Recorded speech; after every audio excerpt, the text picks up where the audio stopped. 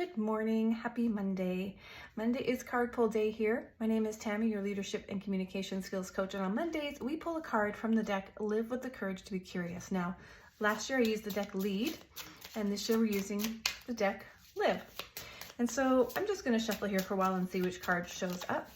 And when we have a card, I'm going to share with you the question that comes on there. Now, these are great questions and points of reflection. They can be great topics of conversation with a friend, a colleague, or in your team meetings. Oh, there we go. All right, so here's our question today. In what ways am I contributing to my own suffering? And how could I reduce that suffering? Now, these questions are always extremely relevant, I find. So Adina Tavel, if you're looking to find out where you can get these, Adina Tavel created them.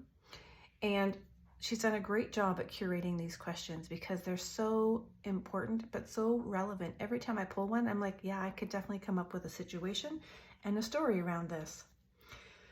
So in what ways am I contributing to my own suffering? I have to share with you that over the last couple of weeks, I have a relationship that's in a bit of tension. And I won't say which relationship because I haven't resolved it yet. I'm adding to my own suffering by avoiding the conversation, probably overthinking it, I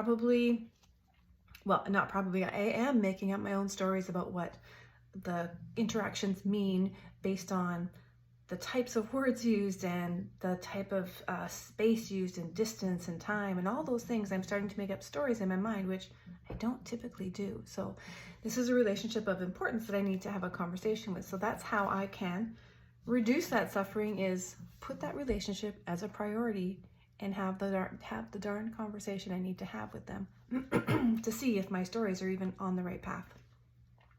I'd love to hear from you. In what ways do you find that this card is helping you identify a place where you might be contributing to your own suffering? And how can you turn that around so that you're not suffering as much? Let me know in the comments below.